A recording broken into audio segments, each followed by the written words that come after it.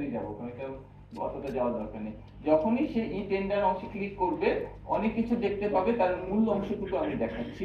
এখানে সে যে কোনো টেন্ডারের ক্ষেত্রে লাইভ ক্যান্সেল এইভাবে দেখতে পারবে। তার মানে সাধারণ মানুষ জানতে পারবে কোন টেন্ডারটা চলছে। একজন টেন্ডারার তার নাম বদলে যায় কাজের সাথে সাথে, এটা তো আপনারা অলরেডি কি জানেন? জি স্যার।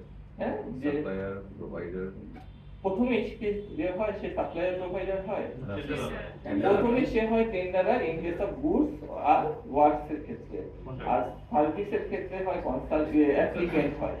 যখন কাজ সে পেয়ে যায় তখন তার নাম হয় সাপ্লায়ার, তার নাম হয় কন্ট্রাক্টর, তার নাম হয় হলো কনসালটেন্ট। তো ইনিশিয়ালি আপনি মনে করেন যে একটা কেনাকাটায় যারা অংশগ্রহণ করেন টেন্ডারার, সে সিদ্ধান্ত নিতে গেলে আপনি দেখেন অন্য যে কোনো কেনাকাটা থেকে পাবলিক প্রকিউরমেন্ট হলো আলাদা।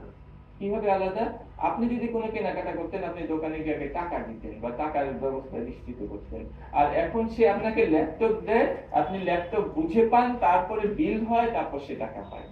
তো এই যে এই টাকা দিয়ে, নিজের টাকা দিয়ে এই কাজটা যখন করে, প্রত্যেককেই মাথায় রাখতে হয় যে এই আমার যে টাকাটা সেটা ঠিক মতো রোলিং করছে কিনা, আমি সেই টেন্ডারে অংশ নিতে পারবো কিনা। তো তারা কি করে, এই সাইটে গিয়ে ওই টেন্ডারটা দেখতে পারে যে কি পদ্ধতিতে হচ্ছে, কারা এটা করছে, কবে এটা পাবলিশ হয়েছে, কবে এটা ক্লোজিং হবে, এবং এখানে একটা লিংক আছে, লিংক দিয়ে সে টেন্ডার ডকুমেন্টটাও দেখে নিতে পারে। ঠিক আছে? তার মানে যে কেউ, সে টেন্ডারার হোক আর না হোক, তার যদি কোনো ব্যবসায়িক স্কোপ আছে কিনা এটা দেখার জন্য ইজিপিতে গিয়ে সে টেন্ডার ডকুমেন্টটা পর্যন্ত ফুল দেখতে পারে। এবং ফুল দেখার পরে সে দেখলো যে এই সময় কাজটা হবে, সে ভাবছে ওই সময় আমি আমার আরেকটা বিল করে দেবো, আমার হাতে টাকা থাকবে, তাহলে আমি তাহলে অংশগ্রহণ করি। অথবা সে ভাববে যে ওই সময় অংশগ্রহণ করবো, ওই সময় তো আবার সব টাকা আটকায় থাকবে, তাহলে আমার লুক্রেটিভ হলে আমি যাতে অংশ না নিই, এই ডিসিশনটা নিতে পারে। এবং ক্লিক করতে শুধু সে একটা পেজ দিতে পারবে, জাস্ট না একটা পেজে না, টেন্ডার ডকুমেন্ট যেটা আপনি তৈরি করেন প্রোগ্রামিং এন্টিটি পুরাটা দেখতে পাবেন, ফুল ফুল দেখতে সে পাবে, সবকিছু দেখতে পাবে যে কি কি শর্ত আছে না আছে সবকিছু আছে, এটা তাকে ওপেন করে দেওয়া হচ্ছে। আগে ছিল না স্যার? আগেও ছিল, কিন্তু এখানে একটা জায়গায় পার্থক্য আছে, যে আপনি জানেন যে যে কোনো টেন্ডারে অংশগ্রহণ করলে আমরা একটা প্রি টেন্ডার মিটিং দিই, সেই প্রি টেন্ডার মিটিং এ সে অংশগ্রহণ করতে পারবে না। প্রি টেন্ডার মিটিং এ অংশগ্রহণ করতে গেলে তাকে অবশ্যই সেই টেন্ডারের ডকুমেন্ট তাকে কিনতে হবে, সেই ডকুমেন্ট সে দেখতে পারবে। কিন্তু যেই মুহূর্তে সে টেন্ডারের ডকুমেন্টটা কিনে ফেললো, তখনই সে হয়ে গেল অ্যাসপিরেন্ট টেন্ডারার। আর যখন সে টেন্ডারটা জমা দিয়ে দিল, তখন সে হয়ে গেল টেন্ডারার। ঠিক আছে? তার আগে পর্যন্ত সে হলো সাধারণ নাগরিক, সিটিজেন, সে দেখলো এই কাজটা করতে পারছে না, তাহলে সেই সুযোগটা এখানে দিচ্ছি। যদি কন্ট্রাক্টের দিকে যাই, এই কন্ট্রাক্টে ওখানে ক্লিক করলে সব কন্ট্রাক্টের প্রেক্ষিতে কোন পদ্ধতিতে হয়েছে, কি কেনা হয়েছে, কে পাইছে, কোন প্রতিষ্ঠান পাইছে, সবকিছু দেওয়া থাকে। এখানে খালি একটা জিনিস উদাহরণ দিয়ে দেখাই, এই যে ওটিএম পদ্ধতিতে এইটা অ্যাডভার্টাইজমেন্ট করা হয়েছিল 19 নভেম্বরে ইজিপিতে, এবং কেনাকাটা হয়েছে কবে, নোটিফিকেশন দেওয়া হয়েছে 13 জানুয়ারি 2026। দেখেন কত অল্প সময়ে কাজটা হচ্ছে। ইজিপি পুরো কাজ সহজ করে দেয় বলেই এই জিনিসটা সম্ভব হয়েছে। এর আগে পর্যন্ত সরকারি কেনাকাটার বড় দুইটা ঘাটতি, তার মধ্যে একটা ঘাটতি হলো সময় বেশি লাগে, প্রচুর সময় লাগে, কেনাকাটা হয় না, ইভালুয়েশন কমিটি ঠিক মতো ইভালুয়েশন করে না। আবার যারা ইভালুয়েশন করে ম্যানুয়াল পদ্ধতিতে, তারা জানেন যে যারা টেন্ডারে অংশগ্রহণ করে আপনারা যে যে ডকুমেন্ট চান সেগুলো যে একটা বিশাল বই বানায় আপনাকে দেয়, এবং সেই বিশাল বই পাওয়ার পরে বাসার অফিসের যে পিয়ন থাকে বা একটু অ্যাকাউন্টস অফিসার থাকে বা যে অ্যাডমিন অফিসার থাকে, তাকে দায়িত্ব দেওয়া হয় তুমি প্রতিটা জায়গায় পেজে পেজে ট্যাগ লাগাও, ট্যাগ লাগায় বলো যে এই পেজটাতে আছে হলো তার ট্রেড লাইসেন্স, এইটাতে আছে হলো ভ্যাট। এটা কিন্তু কয়েকদিনের কাজ। ইজিপি কি করে? ইজিপি করে হলো ইভালুয়েশন কমিটি যখন ইভালুয়েশন করবে, আপনারা জানেন ইভালুয়েশন করা হয় 4টা টায়ারে, টার 1, টার 2, টার 3, টার 4। প্রথম ইভালুয়েশনের সময় সে কি করে, যে রেসপন্সিভ না নন রেসপন্সিভ দেখে, দ্বিতীয়তে সে টেকনিক্যাল ইভালুয়েশন দেখে, তৃতীয়তে সে কি করে, ফিনান্সিয়াল ইভালুয়েশন করে, চতুর্থ পর্যায়ে গিয়ে সে পোস্ট কোয়ালিফিকেশন দেখে কাগজপত্র ঠিকঠাক আছে, এই 4টা কাজ করে। তো এখন ইজিপিতে করে কি, যখন আপনি প্রথম পর্যায়ে কাজ করছেন, তার ডকুমেন্টে আপনি বলছেন যে এই জিনিস লাগবে, সে ওই জিনিস জমা দিচ্ছে। তো ইভালুয়েশন কমিটি যা যা চাওয়া ছিল আপনার প্রকিউরিং এন্টিটি তার টেকনিক্যাল ডকুমেন্টে সেই নামগুলা দেখতে পাবে, অন্য নাম। এবং এখানে ক্লিক করলে সে অটোমেটিক্যালি তার ট্রেড লাইসেন্স দেখতে পাবে, যেটা যেটা তার ওই ইভালুয়েশনের জন্য প্রযোজ্য। একসঙ্গে 12টা তথ্য দিলাম না, শুধুমাত্র ওই পর্যায়ের জন্য যেটুকু তথ্য দরকার সেই তথ্যের লিঙ্কটা আমরা দিয়ে দিচ্ছি। তাহলে দেখেন ইভালুয়েশন কত সোজা, কোনো পূর্ব প্রস্তুতি করা লাগছে না। আর এইখানে টেন্ডারদের জন্য আরেকটা সুবিধা আছে। কিরকম সুবিধা? টেন্ডাররা যে টেন্ডারে অংশগ্রহণ করে, ইজিপি তার কাজটা কিভাবে সহজ করে। আপনি টেন্ডারে বলছেন 1 2 3 4 5 6 7 8 করে 10টা জিনিস আমি কিনবো, ল্যাপটপ কিনবো, এটা কিনবো, এটা কিনবো, এটা কিনবো, এটা কিনবো। এটা কেনার কথা যখন আপনি বলছেন, আপনি আরেকটা জিনিস বলে আমি কয়টা কিনবো এইটুকু আপনি দিয়ে রাখেন, এরপরেরটুকু তার আপনি দেন না। তাকে এই জিনিসগুলো লিখতে হয়। আগে এই জিনিসটা করতে গেলে টাইপে ভুল হইতো, সংখ্যায় ভুল হইতো, নানা রকম ঘটনা ঘটতো। ইজিপি কি করে, সে আর হলো ডকুমেন্ট যুক্ত করতে হতো। প্রথম হলো সে যখন রেজিস্টার করে টেন্ডারার, তখন সে রেজিস্টার করার সময় সব জিনিস আপলোড করে দেয়, এটা আমার ট্রেড লাইসেন্স, এটা আমার ভ্যাট, এটা হলো আমার এই। সে যখন এই ডকুমেন্ট গুলা দিবে, এই নামগুলার পাশে পাশে একটা করে বক্স থাকে, সে খালি টিক দেয়, কোনো কিছু আপলোড কিছু করা লাগবে না। সে টিক দিয়ে সাবমিট করা মানে ওই ডকুমেন্ট গুলা অটোমেটিক চলে যাবে। তাহলে যে টেন্ডারে অংশগ্রহণ করছে তার কাজ সোজা। দ্বিতীয়ত হলো সে এই অংশগুলা কি কি জিনিস লাগবে সেগুলো তাকে টাইপ করা লাগে না।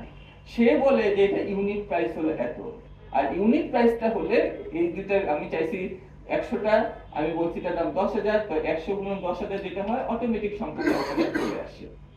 তাহলে ইজিপি কাজটা সোজা করে দিল। স্যার একটা প্রশ্ন। হ্যাঁ, প্লিজ। যখন রেজিস্টার করে তারা তো সব ডকুমেন্টস আপলোড করে, হ্যাঁ। কোনো লাইসেন্স যদি এক্সপায়ার্ড হয়ে যায়, সে কিভাবে এটা বুঝতে পারে, বা আবার নতুন করে সে আপলোড করবে কিনা?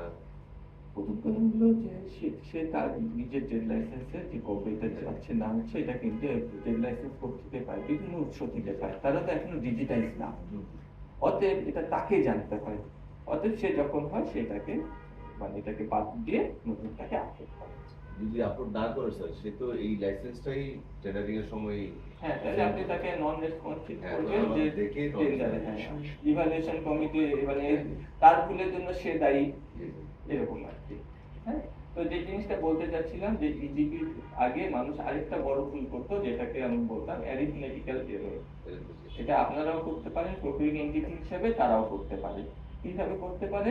মনে করেন একটা জিনিসের দাম 10,000 টাকা, আপনি বলছেন ভুল করে 1,000 টাকা, অথবা একটা শূন্য বেশি হয়েছে, এরকম জিনিসগুলো হয় না? তো এখানে এই ফুল পেজের যে কোনো জায়গায় যদি আপনি ক্লিক করেন, তাহলে ওই যদি ওইখানে কোনো রকম সংখ্যাগত ব্যাপার থাকে, টাকা পয়সার ব্যাপার থাকে, ওইটাকে কথায় দেখান। অতএব আপনি সহজেই বুঝতে পারছেন যে আপনি 10 লাখ বলছেন না 1 লাখ বলছেন, এটা কথায় লিখে দেওয়া হয় বলে এখন আর এই ভুলটা তেমন একটা হয় না। তো আমরা পরের স্লাইডে চলে যাই। যদি ডিপার্ট টেন্ডার হয় তাহলে এখানে সার্চ দিয়ে পাওয়া যায়, এটা নিয়ে দরকার নাই, এটা নিয়ে দরকার নাই, এগুলো নিয়ে সময় দিয়ে এইখানে আমরা আসি। আমরা এখন আসি ইজিপি সিস্টেমের সঙ্গে কারা কারা সম্পৃক্ত। ইজিপি সিস্টেমের সঙ্গে অলরেডি একজনের সঙ্গে পরিচয় হয়ে গেছে, জেনারেল পাবলিক, তারা তথ্য পায়, আমি বুঝাই দিচ্ছি। এটাতে মেইন দুইটা প্লেয়ার হলো, একদিকে প্রকিউরিং এজেন্সি আর একদিকে হলো টেন্ডারিং কমিউনিটি। টেন্ডারিং কমিউনিটির মধ্যে যারা সাপ্লাইয়ের কাজ করে, যারা সবাই আছে, আপনাদের কমিউনিটিতে প্রকিউরিং এন্টিটি হোক এরকম করে অথরাইজড ইউজার সবাই আছে। এর বাইরে ইভালুয়েশন কমিটিকে আলাদা করে দেখাচ্ছি কেন? কারণ ইভালুয়েশন কমিটি গঠিত হয় ভিতরের লোক বাইরের লোক দিয়ে, ঠিক আছে? তো এই ভিতরের লোক তো নেওয়া সহজ, অর্গানাইজেশন অ্যাডমিনটাকে ঢুকাই দিবে, বাইরের লোককে কিভাবে ঢুকাবেন? আগে আপনারা কি করতেন? সেই মন্ত্রণালয়কে চিঠি দিতেন, এখনো আপনারা সেই মন্ত্রণালয়কে চিঠি দিলে সে নির্ধারণ করবে যে কেস ওই এক্সটার্নাল মেম্বার হবে। এক্সটার্নাল মেম্বার হবার পরে ওই অধিদপ্তর বা দপ্তরের যে অর্গানাইজেশন অ্যাডমিন, সে তাকে ইজিপিতে ঢুকাই দিবে। এই কেনা কাটায় না, সে তার সিস্টেমে ঢুকাই দিবে। আর আপনি যখন এই ইজিপি প্রকুরমেন্টে যাবেন তখন এক্সটার্নাল মেম্বার খোঁজার সময় ওই ডাউনস্ট্রিম মতো বিভিন্ন মন্ত্রণালয় পাওয়া যায়, মন্ত্রণালয়ের আন্ডারে অধিদপ্তর পাওয়া যায়, অধিদপ্তরের আন্ডারে যখন আপনি ওই সেই অফিসে দেখবেন সেখানে দেখবেন অনেক মানুষের লিস্টের মধ্যে তার নামও আছে, আপনি তাকে সিলেক্ট করবেন। ঠিক আছে, তাহলে ইজিপিতে আপনাকে বেসিক এই ব্যাপারটাও জানতে হবে, ইভালুয়েশন কমিটি যখন থাকবে তার যে মেম্বাররা হবে তাদের মেম্বার হওয়ার সময় এই কাজগুলো আপনাকে করতে হবে। আর এর বাইরে ডেভেলপমেন্ট পার্টনার আপনাদের প্রজেক্ট যদি ওয়ার্ল্ড ব্যাংক নগদে কিছু টাকা পাঠাবো হয় তাহলে আমার নগদের নাম্বার পাঠাবো, তাদেরকে ঠিক আমরা আছে? অ্যাক্সেস দিই। তারা অ্যাক্সেস দেয় মানে হলো তারা কিন্তু ইজিপি সুফিয়ার কাছে প্রোগ্রামে অংশ নিতে ওখানে যা পারে না। বলবো যে স্যার কিছু বলছে, মনে করেন যে ওরা নগদে টাকা ইভালুয়েশন পাঠাই দিবে। কমিটি যে কাজটাতে করতে নগদে পারে টাকা পাঠাই সেটা দিবে। কিন্তু প্রকুরিং এন্টিটি করতে পারে না, কারণ সে তার পাসওয়ার্ড দিয়ে ঢুকে ওই কাজটা করছে। তো এখানেও 5,500 ডেভেলপমেন্ট পার্টনার ক্রয়ের ব্যাপারে বেশ কিছু তথ্য জানতে 5,500 পারে, আমার এটা নগদে কেনাকাটা হইছে, 1-2 এটা নাম্বার কি দিয়ে দিবে। মোয়াজারি হইছে বা এটা কি হইছে, এইরকম বিষয়গুলো তারা এখান থেকে জানতে পারে। আর এর বাইরে আরেকটা গুরুত্বপূর্ণ পার্টনার আমাদের যুক্ত হইছে, সেটা হলো পেমেন্ট সার্ভিস প্রোভাইডার, মানে ব্যাংক গুলা। আগে কি হতো, ব্যাংকের সঙ্গে একটা টেন্ডারের সম্পর্ক দুই তিনটা জায়গায়। এক নাম্বার হলো টেন্ডার সিকিউরিটি দিতে হবে, দুই নাম্বার পারফরম্যান্স সিকিউরিটি দিতে হবে, কোন কোন ক্ষেত্রে কি দিতে হয়, গ্যারান্টি। হ্যাঁ, এরকম বিষয়গুলো ব্যাংকের মাধ্যমে আসে। আগে কি হতো, তারা ব্যাংকের সঙ্গে যোগ সাজস করে একটা টাকা জমা দিত এবং সে টাকা জমা দেওয়ার পর পরবর্তীতে দেখা যেত যথাসময় ওটা কাজ করছে না। তো এটা ঠিক আছে কিনা দেখার দায়িত্ব আপনার কখন, ইভালুয়েশন কমিটির চতুর্থ পর্যায়ে যখন পোস্ট কোয়ালিফিকেশন আমরা করি, তাই না? পোস্ট কোয়ালিফিকেশনে গিয়ে আমরা দেখি এই কাগজটা ঠিক আছে কিনা। এবং প্রচুর অফিস এত ব্যস্ত থাকে, তারা ওই প্রতিষ্ঠানকে বলে যে তুমি এটা একটু ব্যাংক থেকে করে নিয়ে আসো। সে কাগজটা নিল, নিয়ে চলে গেল কম্পিউটারের দোকানে, দিয়ে বললো যে ঠিক আছে, আবার দিয়ে এসে জমা দিব। এরকম ঘটনা ঘটতে পারে। একদম সরাসরি ব্যাংকের সঙ্গে যোগাযোগ করে এরকম প্রচুর হতো। হ্যাঁ, এটা হতো না। তো এখানে কি হয়, আমরা যে কোনো কেনাকাটার ক্ষেত্রে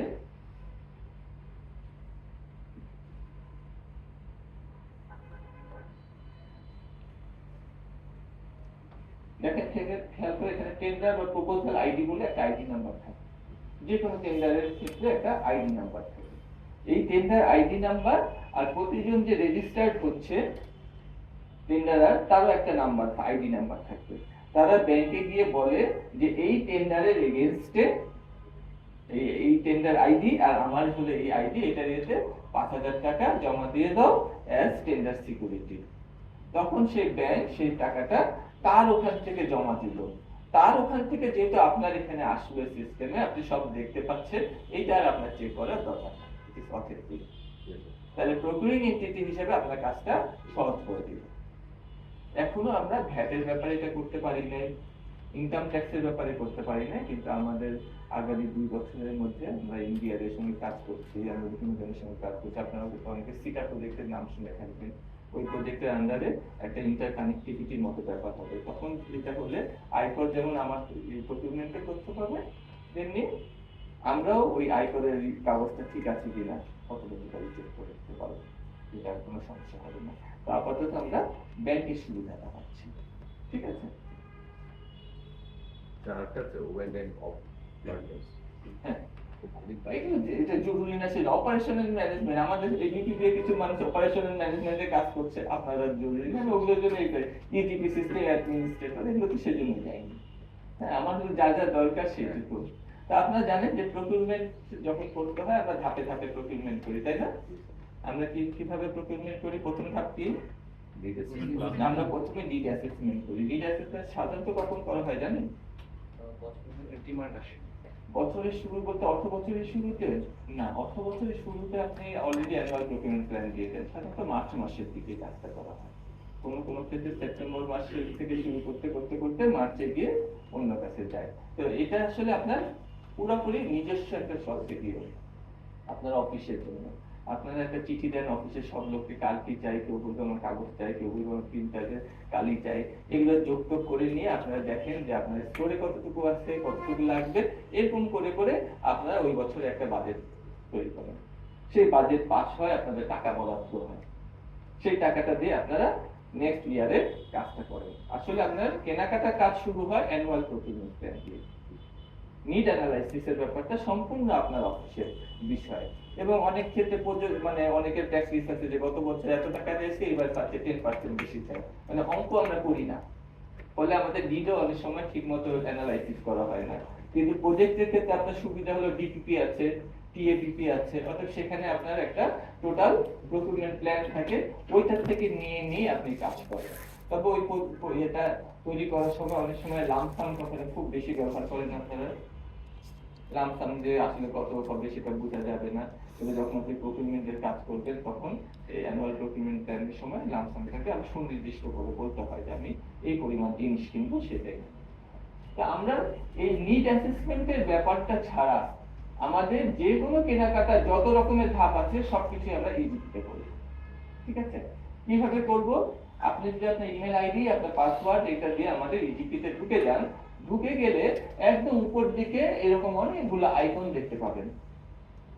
আপনাকে যে কাজটা করবেন তার সঙ্গে নির্ভর করে আপনি সেই আইকনে ক্লিক করবেন, করে সেই কাজটা করবেন। যেমন আপনি প্রকিউরমেন্ট প্ল্যান করতে চান, যেটাকে আমরা বলি অ্যানুয়াল প্রকিউরমেন্ট প্ল্যান। তাহলে অ্যানুয়াল প্রকিউরমেন্ট প্ল্যান করতে গেলে এই বিকল্পে ক্লিক করতে হবে। এই হলো এইটিপি, এখানে ক্লিক করে আপনি এই সংক্রান্ত সব কাজ করতে পারবেন। ঠিক আছে, এরপরে ধাপটা কি? প্রকিউরমেন্ট মেথড সিলেক্ট করবেন, তারপর স্পেসিফিকেশন করবেন, অফিশিয়াল কস্ট এস্টিমেট করবেন, কমিটি গঠন করতে হবে, তাই না? তারপর টেন্ডার প্রপোজাল ডকুমেন্ট তৈরি করতে হবে, আপনাকে অ্যাডভার্টাইজমেন্টের নোটিশ তৈরি করতে হবে। এই প্রত্যেকটা কাজ হলো টেন্ডারের অংশ। অতএব আপনি এখানে যে টেন্ডার আছে সেই টেন্ডারে ক্লিক করবেন। এটা কি ক্লিয়ার? আপনি আপনার কাজ থেকে পুরো প্রকিউরমেন্ট কাজটাকে তিনটা ভাগে ভাগ করতে পারেন। প্রথম ভাগ হলো annual procurement plan. Annual procurement প্ল্যানে আপনি প্রত্যেকটা প্যাকেজ ঢুকাই দেন, আমি এটা কিনবো, এটা কিনবো, এটা কিনবো। নেক্সট আপনার কাজ হলো টেন্ডার প্রসিডিউর করা, তাই না? টেন্ডারে প্রসিডিউর করে আপনি টেন্ডারে সব ধাপ করছেন, তাই আপনি টেন্ডারে ক্লিক করছেন। এবং করতে করতে যে মুহূর্তে কন্ট্রাক্ট সাইন হয়ে যায়, এরপরেও কিন্তু আপনার কিছু কাজ থাকে। কন্ট্রাক্ট সাইন হওয়ার আগে পর্যন্ত আপনার যাবতীয় কাজ ছিল টেন্ডারদের সাথে। এখন কার সাথে কাজ হবে? সাপ্লায়ারের সাথে হবে, কন্ট্রাক্টের সাথে 1 to 1। এই 1 to 1 এর কাজগুলো আমরা বলি কন্ট্রাক্ট ম্যানেজমেন্ট সিস্টেম, যেটাকে আমরা সিএমএস এটা দিয়ে বুঝাই। তাহলে আমরা টেন্ডারের যে কোনো কাজ যদি করি, এরপরে ধাপে যাই। টেন্ডারের কাজ টেন্ডার সাবমিট করবে, কোথায় করবে? টেন্ডারে ক্লিক করে করবে। টেন্ডার ওপেনিং হবে, কোথায় হবে?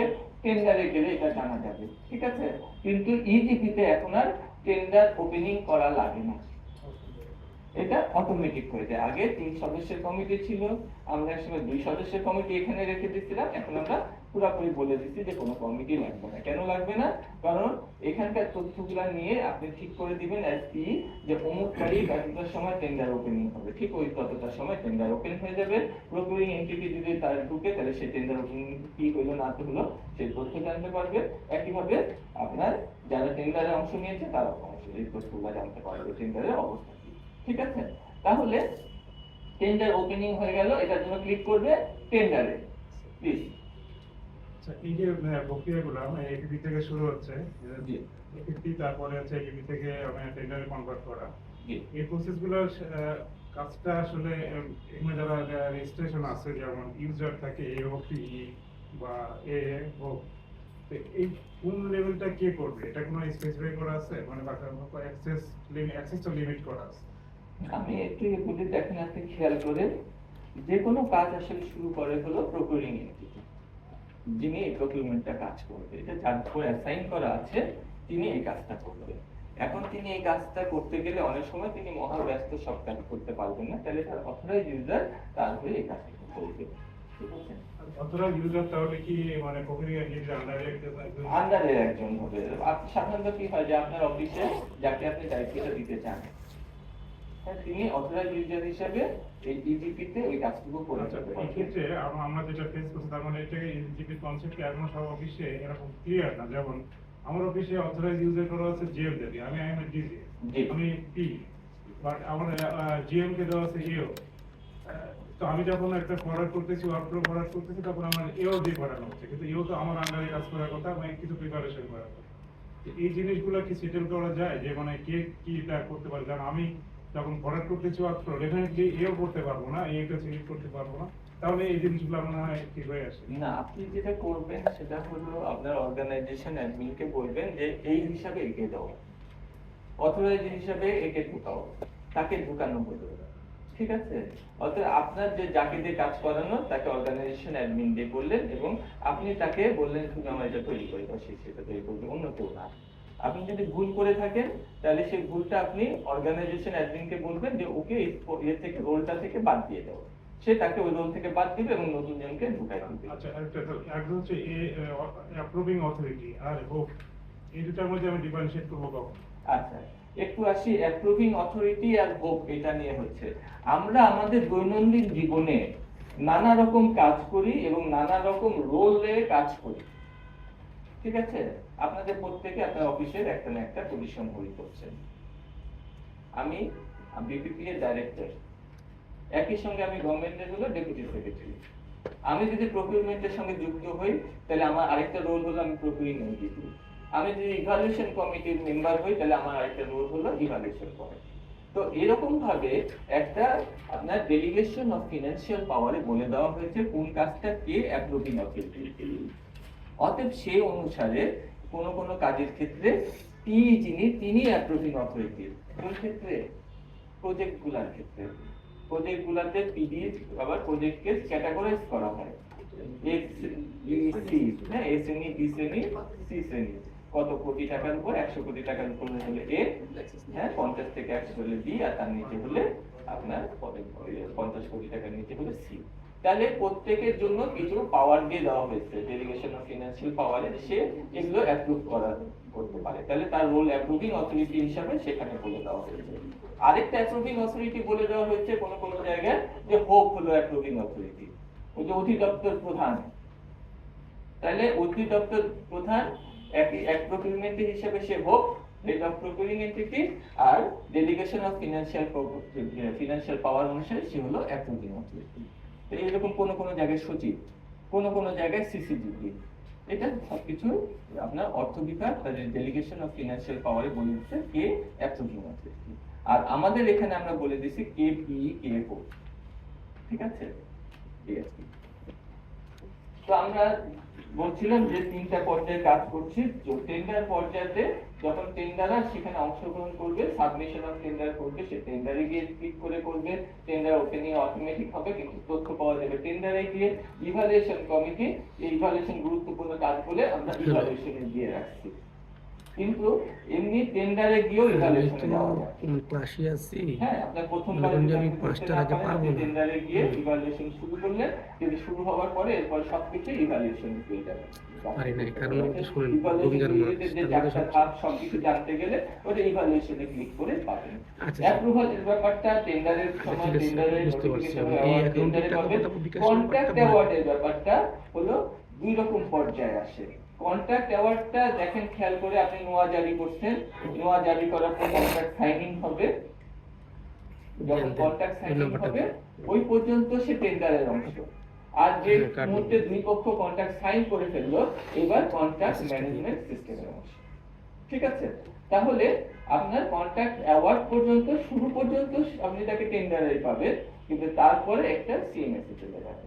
তো আপনারা দেখেন এখানে কিন্তু প্রত্যেকটা জায়গায় একটা ট্রানজিশনাল ফেজ আছে, তাই না? এপিপি থেকে একটা ট্রানজিশনাল ফেজ হলো টেন্ডারে যাওয়া, টেন্ডার থেকে আরেকটা ট্রানজিশনাল ফেজ হলো সিএমএস এ যাওয়া। এইটা কি করে যাবে? সাধারণত যখন আপনি অ্যানুয়াল প্রকিউরমেন্ট প্ল্যান করেন, অ্যানুয়াল প্রকিউরমেন্ট প্ল্যান আমরা কিভাবে করি? প্রথম তো আমরা মানে প্ল্যানটা ক্রিয়েট করি, তারপর সেই প্ল্যানটা আমরা অ্যাপ্রুভ করি, তারপর সেই প্ল্যানটা আমরা পাবলিশ করি। পাবলিশ করার পরে আপনার সেই টেন্ডারের ওই অ্যানুয়াল প্রকিউরমেন্ট প্ল্যানটা এপিপি তে দেখা যায় পুরোপুরি যখন দেখা যায়, তখন সেই অ্যানুয়াল প্রকিউরমেন্ট প্ল্যানে একদম ডান দিকে অ্যাকশন বক্সের মধ্যে লেখা থাকে ক্রিয়েট টেন্ডার। আপনি ক্রিয়েট টেন্ডারটা যখন ক্লিক করলেন, সঙ্গে সঙ্গে আপনার এই কাজটা টেন্ডার ধাপে চলে গেল। অর্থাৎ এপিপি তে আপনার 12টা প্যাকেজ ছিল, যেই প্যাকেজের আপনি টেন্ডার করতে চান সেটার আপনি ক্রিয়েট টেন্ডারে ক্লিক করবেন। এই ক্রিয়েট টেন্ডারকে কোথায় পাবেন? অ্যানুয়াল প্রকিউরমেন্ট প্ল্যানে সব প্যাকেজ গেল ওইটারই একদম ডান পাশে দেখবেন যে ক্রিয়েট টেন্ডার বলে একটা লেখা আছে, হাইপার লিংক দেওয়া, সে আপনাকে সেখানে নিয়ে যাবে এবং যখনই আপনি ক্লিক করলেন সঙ্গে সঙ্গে আপনার একটা টেন্ডার আইডি তৈরি হয়ে যাবে ওই প্যাকেজের এগেইনস্টে এবং আপনার টেন্ডারের কাজ শুরু হবে। ঠিক একইভাবে আপনার যেই মুহূর্তে কন্ট্রাক্ট সাইন হয়ে গেল সঙ্গে সঙ্গে সে আপনাকে নিয়ে যাবে ওখান থেকে সিএমএস এ, আপনি তখন সিএমএস এ গিয়ে তার তথ্য সবকিছু পেয়ে যাবেন। ঠিক আছে, তাহলে আমরা এই বেসিক ব্যাপারটা যদি নিয়ে কাজ করি তাহলে কোনো আর অনেক কিছু মনে রাখা লাগবে না। তো কন্ট্রাক্ট দেওয়ার পরে তার সঙ্গে আমার কিছু কাজ করতে হয়, যেমন কন্ট্রাক্ট এক্সিকিউট করতে হয়, সে বিল দেয় তাকে বিল পেমেন্ট করতে হয়, আপনার ওই হিসাব রক্ষণ কর্মকর্তার কাছে পাঠাতে হয়, সবকিছু ওয়ারেন্টি, ডিফেক্ট, লায়াবিলিটি এগুলোর জন্য আপনাকে অবশ্যই সিএমএস এ যেতে হবে। সিএমএস কি শুধু প্রপোজড এন্টিটির আইডি থেকে দেখা যাবে না আমাদের তার অধীনস্থ যারা তারাও দেখতে পাবে? আমার এরিয়া থেকে তো দেখতে পাচ্ছি সিএমএস শুনেন, আমরা কাজটা কি করেছি কি, যে কাজটা ওই পর্যায়ে গেছে তাকে আপনি দেখতে পাবেন, যে কাজ ওই পর্যায়ে যায়নি আপনি তাকে ওখানে গিয়ে যদি খুঁজেন তাহলে তো আপনার কাজটা কঠিন হয়ে যাবে। আপনি ইভালুয়েশন কমিটি ইভালুয়েশন করছেন, যতক্ষণ পর্যন্ত আপনার টার 1 না হচ্ছে আপনি টার 2 তে আমরা দিচ্ছি না, অতিরিক্ত তথ্য দিয়ে আপনাকে আমরা ভারাক্রান্ত করছি না, এই আপনাকে রাস্তায় রাস্তায় নিয়ে যাচ্ছে। আপনার যে মুহূর্তে বলে দিলেন এ রেসপন্সিভ ও নন রেসপন্সিভ, এরপরে আপনি তখন তার ইভালুয়েশনে যেতে পারবেন পরের ধাপে। ঠিক একইভাবে আপনি যদি কন্ট্রাক্ট যখন সাইন করবেন তখনই আপনি তাকে সিএমএস এ পাবেন, না হলে যে প্যাকেজটা এখনো এপিপি তেই আছে, শুরুই হয়নি টেন্ডারে, তাকে আপনি টেন্ডারে পাবেন কি করে? তখন সে টেন্ডার আইডিটাই তার তৈরি হয়নি। তো এরকম করে আপনার কাজটা সহজ করে দিচ্ছি। সিএমএস ট্যাবটাই আমি বুঝতে পারলাম। সিএমএস CMS হচ্ছে কি আমাদের সেন্ট্রাল ম্যানেজমেন্ট সিস্টেম।